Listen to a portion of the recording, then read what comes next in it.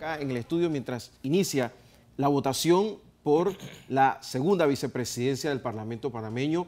Ya tenemos a la presidente y al vicepresidente del mismo y vamos a hablar con el exministro de Estado.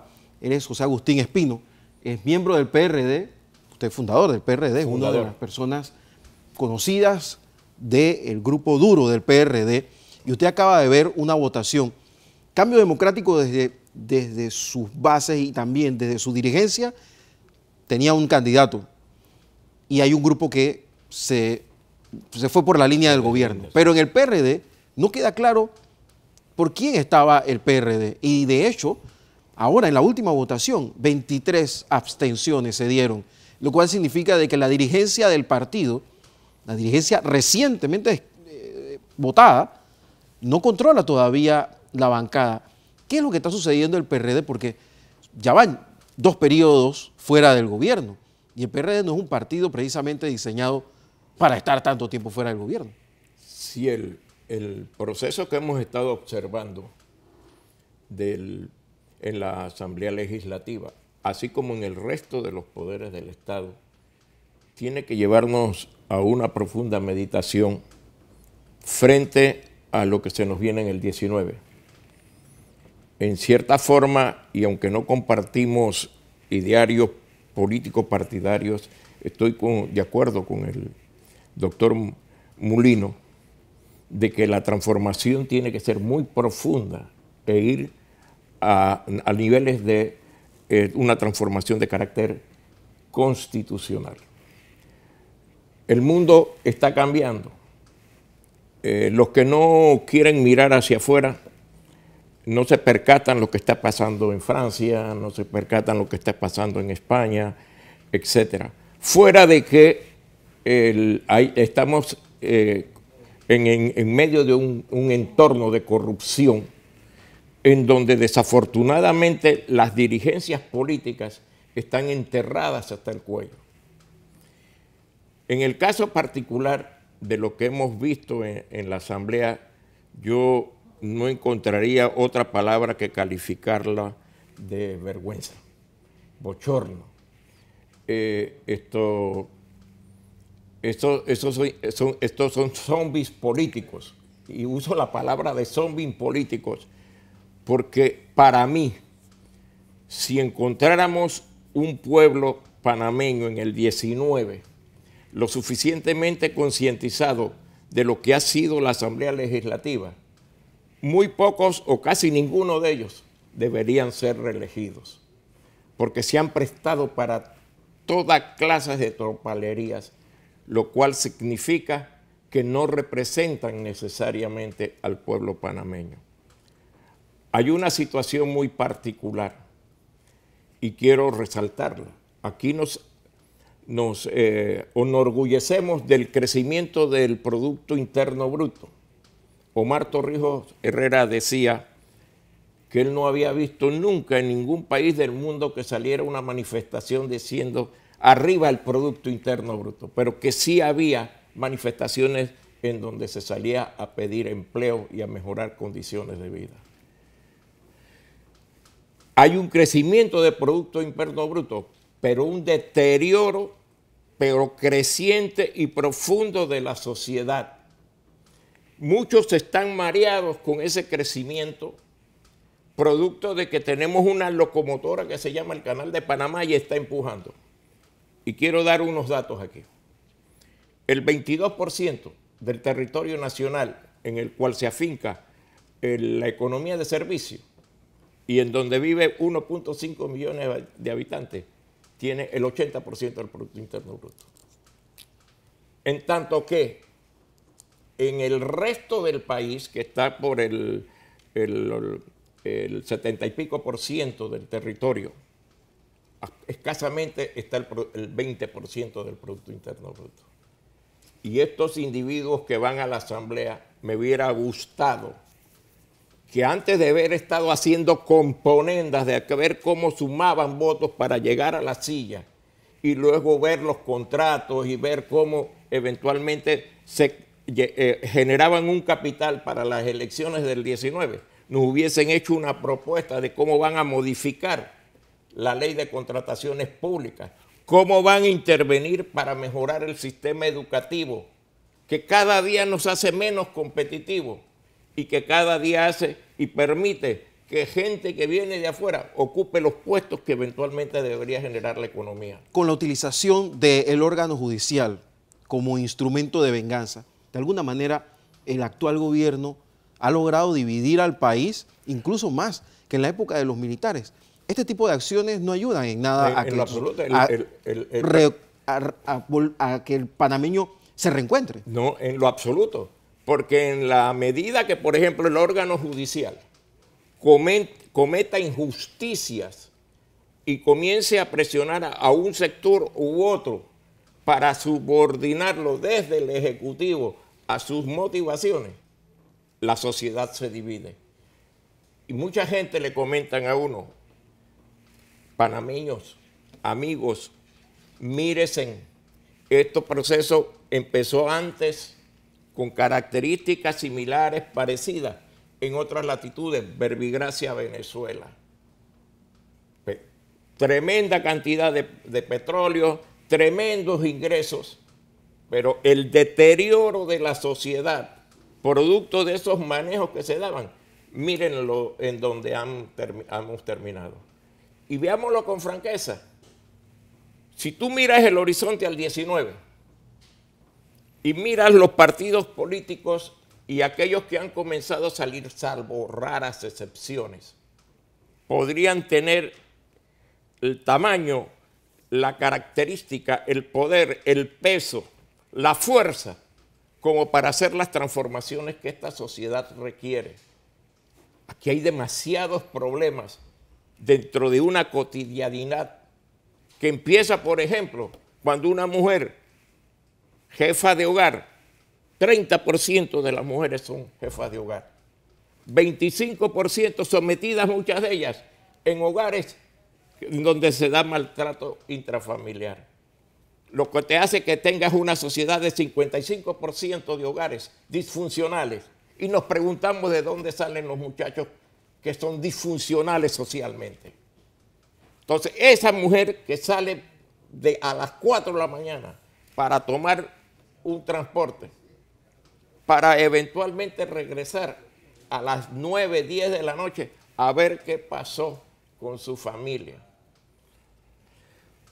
Un estudiantado que llega a la escuela y no encuentra las facilidades, las condiciones para estudiar, ni los mecanismos de tutorías necesarios para orientarlo en el desarrollo de su educación. Y que todo parece indicar que no lo va a encontrar. No lo va a encontrar, porque sencillamente el ágora en donde se debería hacer eso, que es la asamblea, ellos ninguno tiene un proyecto para eso. ¿Por qué? Porque están esperando a ver qué es lo que le dice el órgano ejecutivo. Bueno, en esa misma dirección, acabamos de ver que casi todo el PRD se ha estado recriminando los unos con los otros en este hemiciclo. Dentro del PRD en este momento está la candidatura o posible candidatura del expresidente Martín Torrijos, del expresidente Pérez Valladares, que él dice que el que no aspira, expira. Tienes a un ministro que, como Laurentino Cortizo, de alto perfil, supuestamente. Tienes al exministro Solís. O sea, hay una serie de personas que supuestamente deberían tener un peso en la sociedad, pero en este momento la sociedad no los ve como posibles presidentes de la República. ¿Qué es lo que pasa? ¿Qué tiene que venir dentro del PRD para que tengan un candidato? En otras ocasiones, cuando el PRD ha postulado, su candidato es el primero o el segundo en todas las encuestas. Ahora ni siquiera marca el PRD. El problema es sencillamente que nosotros, y siendo del núcleo duro del PRD, porque fui fundador, me he fajado en todo este tema desde hace muchos años, te puedo decir con toda la consistencia del caso, de que dentro del propio PRD todavía no se les tiene la suficiente confianza, porque yo los considero candidatos blandos. No son capaces de tener un discurso de profundidad que ataque los problemas centrales de la sociedad panameña, que ataque los problemas centrales de la mala gestión del Ejecutivo, en donde, por ejemplo, todas las instituciones, hablo de los ministerios, empezando por el ministerio por excelencia del interior del país, que es el Ministerio de Desarrollo Agropecuario. Es un ministerio desmantelado, que no tiene capacidad para hacer una buena investigación, que no tiene capacidad para poder ofrecer una buena asistencia técnica, que los técnicos que están allí están fastidiados de la improvisación, cansados de que se les llega a pedir ayuda y no pueden porque no tienen los medios de transporte. Solamente te estoy hablando de un sector. Y si te quieres, nos metemos a cada uno de los sectores porque los he estudiado a cada uno de cómo están desde el punto de vista de su estructura orgánica y funcional. Bueno, y es un desastre. Entrando en eso, Rubén de León es PRD, de ya muchos años en la Asamblea Nacional, sí, y ha tenido la oportunidad, al ser presidente de la Asamblea, de llegar a un acuerdo con el gobierno, al que apoya, de tener algún acuerdo programático, al cual nunca se llegó, hablando de un gobierno sin brújula, sin ningún tipo de programación, sin vocería, sin mensaje. Se perdió esa oportunidad por un PRD. Eso no se va a replicar en un gobierno PRD con esta misma dirigencia. Y yo te lo diría que el problema de Rubén de León fue un fenómeno de que él flotaba como el corcho en medio de una disputa interna entre una facción que lideraba el secretario general y otra facción que lideraba Benicio. Que ambos parecen coquetear mucho con el gobierno. Ahora, que coquetean, pero que ahora dieran la impresión de que, como dice, que si ves la barba de tu vecino arder, pon la tuya en remojo. Se están dando cuenta de que si no presentan, y es la voz y el cantar de las bases del partido, si no demuestran con energía, con fuerza, con sinceridad, con compromiso, que son realmente la oposición al gobierno, sencillamente que se olviden que en el 19 no van. Y el 19 podría convertirse en la sepultura del partido de Omar. A mí me llama mucho la atención cómo el PRD logra ser captado por el gobierno, un gobierno que es inmensamente impopular, un gobierno que nace desde la minoría, porque, ojo, estamos hablando de un gobierno de menos de 40% de votación.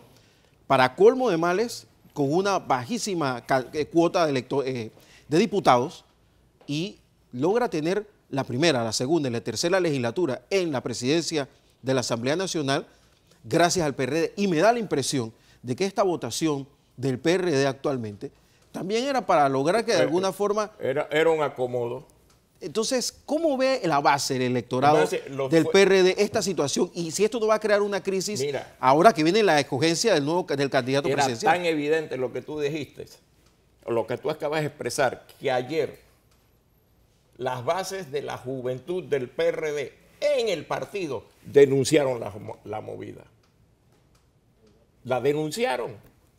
Que todo esto que se estaba presentando era sencillamente para abrir el espacio para que se diera lo que se está dando ahora.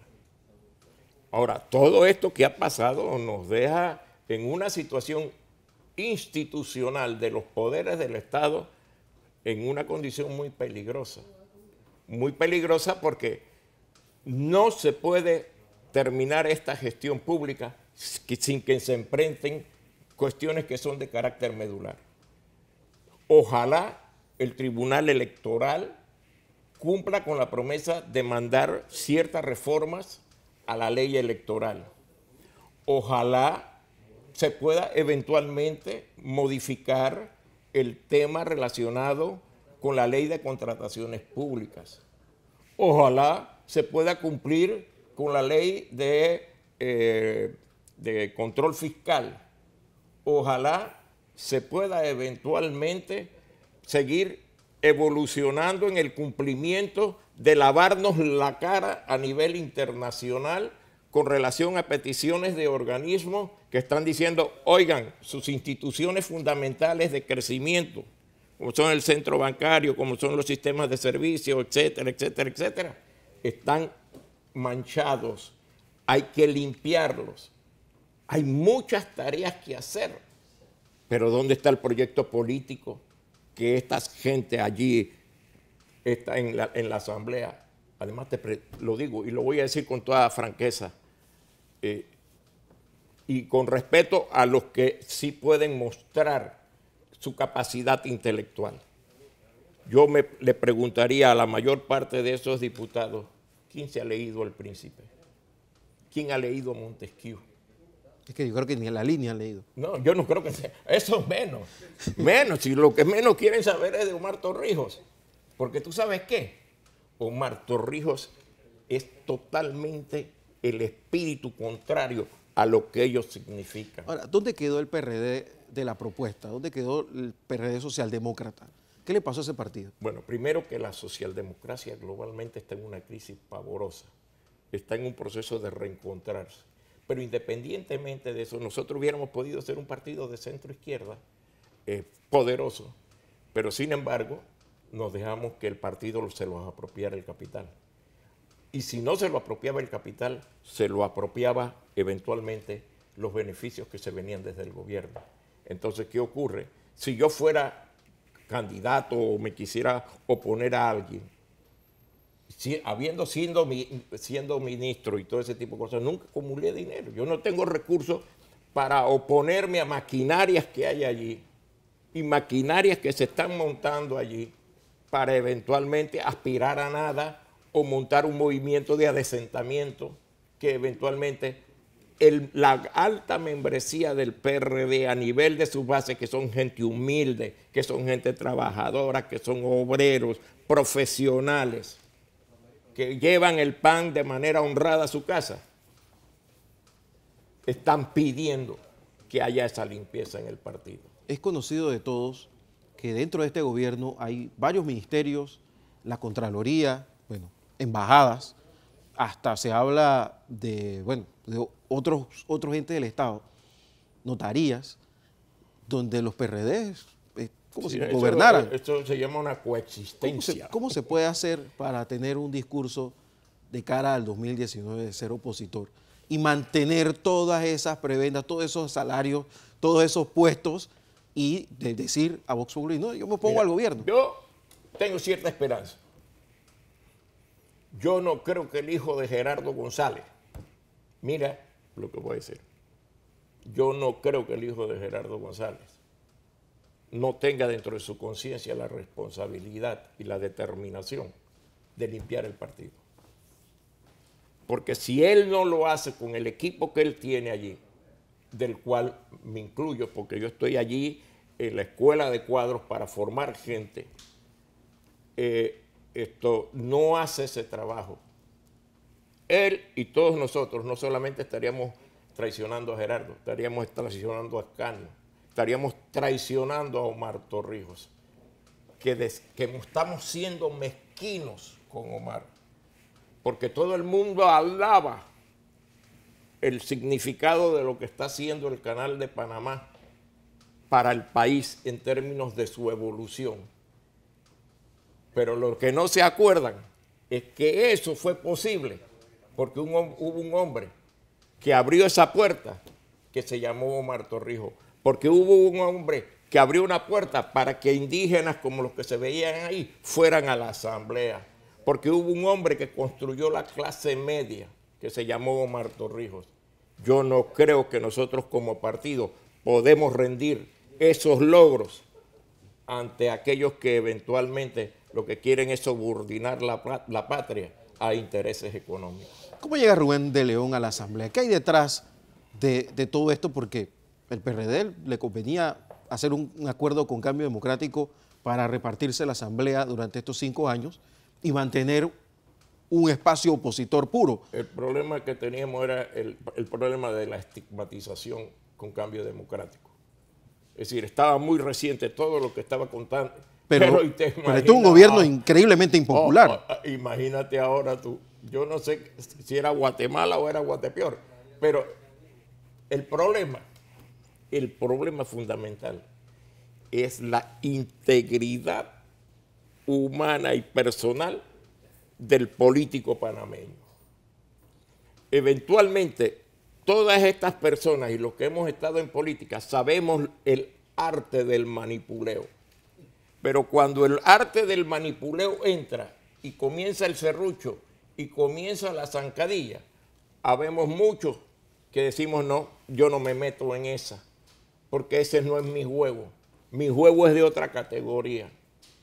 Don José Agustín Espino, usted ha sido ministro y tiene muchos años viendo también, participando en política y viendo desde afuera un poco la política. En el 2019 hay espacio para que los independientes terminen ocupando esos espacios que ahora tienen partidos como el PRD, el Panameñismo y Cambio Democrático. Definitivo.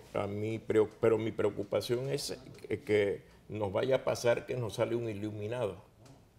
Allí donde nos salga un iluminado, un mesiánico, que no logremos controlar eventualmente, nos puede crear un grave problema. Porque si reconozcamos, la organización social política de nuestro pueblo está desbandada. No hay un proceso de aglutinamiento. Es decir, el obrero siente que tiene este problema, el otro siente, pero no logran entender que es cohesionando sus aspiraciones es que podemos lograr volver a recuperar. Mira, te quiero poner datos, porque esto hay que hablarlo con datos. Empecé hablando del Producto Interno Bruto. Hay un método para calcular el Producto Interno Bruto que es por la vía de pago a factores. El 56% del Producto Interno Bruto va al pago factor capital, eso es decir, a los dueños de las empresas. El 34% va a los obreros. Entonces no saben ni se preocupan, o mejor dicho, no saben o no entienden cómo es que hay que tomar medidas, por ejemplo, para hacer una redistribución del ingreso mediante técnicas que implican un establecimiento de un sistema tributario progresivo. Mira lo grave.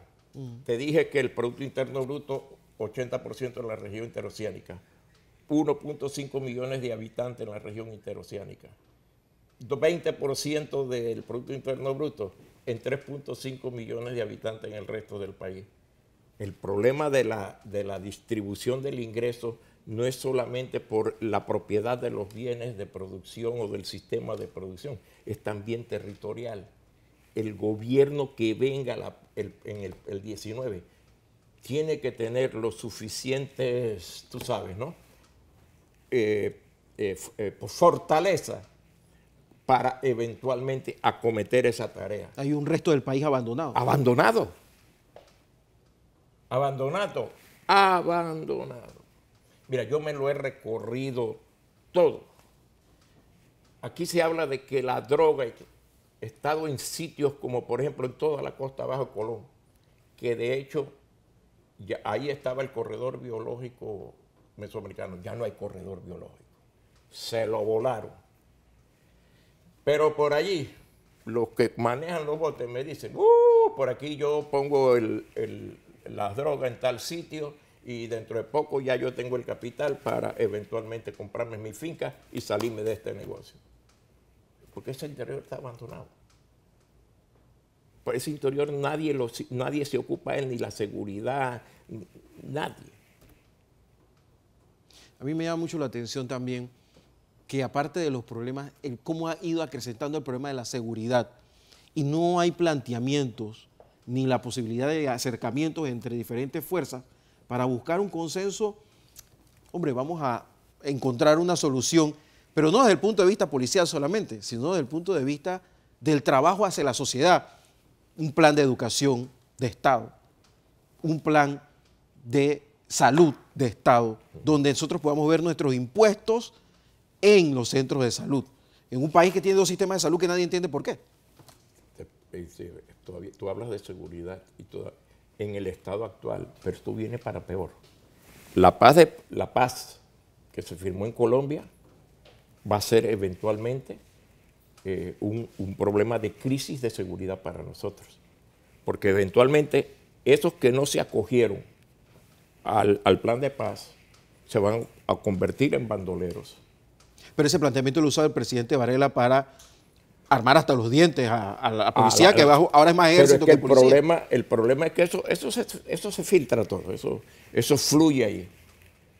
¿Por qué te quería plantear eso? Los alcaldes de Colombia llamaron al presidente Santos y le dijeron: presidente, ahora en nuestros municipios la cantidad de muertos se ha elevado porque la cocaína no está saliendo y lo que se está haciendo es una lucha por territorio. Cuando se termine de inundar la cocaína en Colombia, se va a inundar Panamá y aquí va a haber luchas por territorio. ¿Tú sabes por qué? Porque las comunidades estaban abajo. Hubo un tiempo en que había un instrumento del Estado que no abandonaba las comunidades, que se llama la Dirección General de la Comunidad. Vámonos con la juramentación. Vamos a seguir, don José Agustín, vamos con la juramentación en la Asamblea Nacional. Muchas gracias y seguimos con don José Agustín Espino y rápidamente, en un minuto, ¿qué espera del discurso del presidente de la República? Alicia en el País de las Maravillas. Parece que es como un consenso. Un consenso. Aquí todo está muy bien, estamos todos muy felices, aquí no hay problemas de transporte, aquí no hay problemas de medicinas, me agarraron pagando una cirugía, inventé el control de la mora quirúrgica y todo va muy bien. Alicia en el País de las Maravillas. Don José Agustín Espino, él ha sido ministro de Estado, es fundador del PRD y nos ha dado su opinión aquí en Next Noticias.